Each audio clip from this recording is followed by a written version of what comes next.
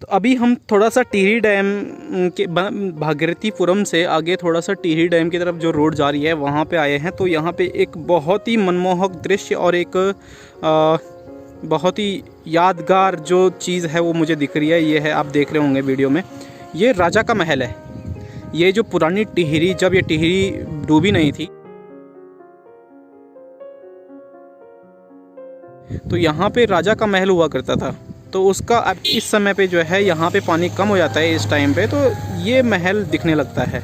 तो जब भी ये महल दिखता है, जो जिनकी एक यादें जुड़ी है इस पुरानी टिहरी से, वो लोग रो पड़ते हैं, उनके आंखों में आंसू छलक पड़ते हैं जब भी ये राजा का महल उनको दिखाई देता है।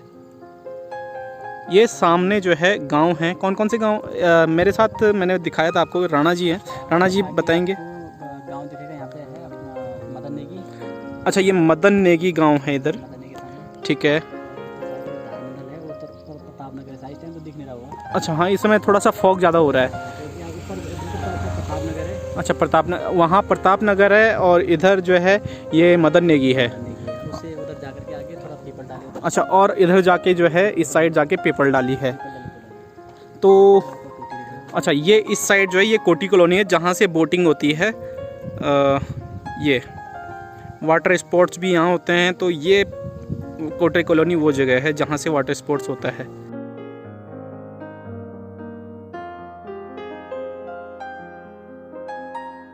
पीछे राजा का महल अगर दिख ही गया है तो यानी कि हमें एक इतिहास हमारा दिख रहा है। तो अगर इतिहास दिख ही गया है तो मैं कुछ इतिहास भी टिहरी डैम का बताना चाहूँगा, जो कि पिछली वीडियो में पूरी कर नहीं पाया था। तो टिहरी डैम के इतिहास के बारे में मैं चलो आपको बताता हूँ कि टिहरी डैम का जो इतिहास है वो ये है कि इस टिहरी शहर को जो बसाया था वो उस समय के जो राजा थे, सन 1815 में राजा महाराज सुदर्शन शाह, उन्होंने मात्र 700 रुपये की धनराशि खर्च करके ये टिहरी शहर बसाया था। मतलब उनके सपनों का शहर था टिहरी। आज हमने विकास के लिए इस टिहरी शहर को डुबा दिया है।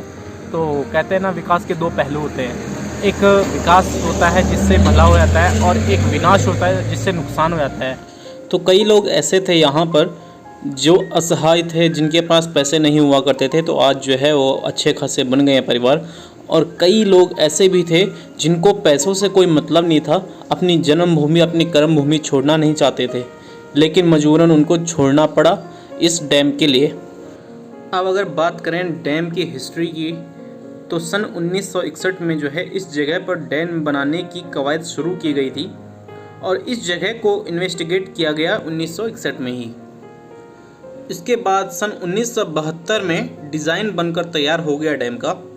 फिर सन 1978 में जो है इस डैम का कंस्ट्रक्शन शुरू हुआ और इसी बीच जो है इसका विरोध भी होने लग गया, जिसके कारण जो है काम में बहुत देरी होने लग गई और बहुत सी बाधाएं आने शुरू हो गई इस काम में। 1978 में जब इसका कंस्ट्रक्शन शुरू हुआ तो उस समय इसका विरोध होना शुरू हो गया। उस समय हमारे सकलानी जी थे, वीरेंद्र दत्त सकलानी जी थे, उनके द्वारा जो है एक कमेटी बनाई गई जिसमें कि आपने सुना होगा सुंदरलाल बहुगुणा जी भी अग्रिम भूमिका उन्होंने निभाई थी कि यहाँ पे जो है भूमि का दोहन हो रहा है, पर्यावरण दोहन हो रहा है और हमारा जो है प्राकृतिक संपदा का नुकसान हो रहा है, मतलब नष्ट हो रही हैं। तो उसके खिलाफ उन्होंने, क्योंकि आपको पता अगर हो या ना हो, तो सुंदरलाल बहुगुणा जी जो थे वो पर्यावरणविद थे, बहुत ही जाने माने पर्यावरणविद थे, तो पर्यावरण के बहुत जानकार थे। कमेटी ने जो ये कमेटी बनाई गई थी, इन्होंने अपनी आवाज़ को सुप्रीम कोर्ट, हाई कोर्ट तक पहुंचाया था और बहुत समय तक ये केस चला था। क्योंकि वीरेंद्र दत्त सकलानी जो मैंने बताया, ये एक उच्च कोटि के वकील भी थे साथ में, तो ये इस बात को बहुत आगे तक ले गए थे। इसी समय से पहले जो है सरकार ने जो है यहाँ के जितने 100, 150, 200 गाँव जो भी थे, जो भी इस एरिया में आ रहे थे, तो सबको पलायन कर दिया यहाँ से। किसी को ऋषिकेश, किसी को देहरादून, किसी को हरिद्वार, और इसी तरह से जो है हर जगह शिफ्ट कर दिया जगह जगह, और उनको अच्छी खासी जो है एक कीमत दे दी उनके खेतों की, उनके घरों की। लेकिन जो है इनका जो सुप्रीम कोर्ट में जो केस चल रहा था वो अभी भी जारी रहा और उसमें जो है सुंदरलाल बहुगुणा जी ने अपना सर मुंडवाने की कसम खाई थी कि अगर डैम बनता है तो मैं अपना सर मुंडवाऊंगा, और आखिरकार हार मानकर जो है उनको अपना सर मुंडवाना पड़ गया था। सन 1986 तक जो है इस डैम का कार्य सिंचाई विभाग के द्वारा किया जा रहा था, लेकिन इसकी सुस्त गति के कारण और इसमें साथ ही रूस का भी सहयोग था, तो जिस कारण जो है यह काम जो है चलता रहा, लेकिन बहुत सुस्त गति से चलता रहा। फिर डैम के कार्य को तेज गति से करने के लिए जो है सन 1988 में THDC का गठन हुआ, और जिसमें 75% फंडिंग केंद्र सरकार व 25% फंडिंग जो है राज्य सरकार द्वारा किया जाने लगा। आपको अगर पता हो कि उस समय जो है ये उत्तराखंड नहीं था, उस समय तक जो है उत्तर प्रदेश ही ये राज्य था।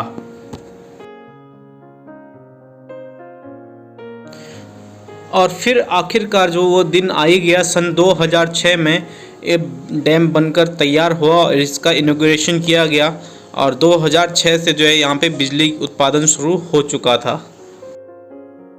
चीज़ और मैं बताना चाहता हूँ कि ये जो आप निशान देख रहे होंगे ये किनारे पे, जब बरसात में पानी बढ़ता है तो ये पानी जहाँ तक ये कटिंग दिख रही है ना, यहाँ तक बढ़ जाता है। लगभग 50 से 80 मीटर ऊपर तक ये पानी बढ़ जाता है, और उस समय जो है ओवरफ्लो हो जाता है पानी।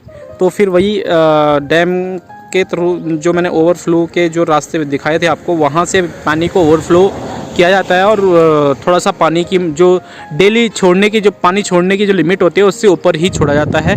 इसलिए सावन में जो है थोड़ा सा पलायन क्षेत्रों में थोड़ा बाढ़ आने का खतरा बढ़ जाता है।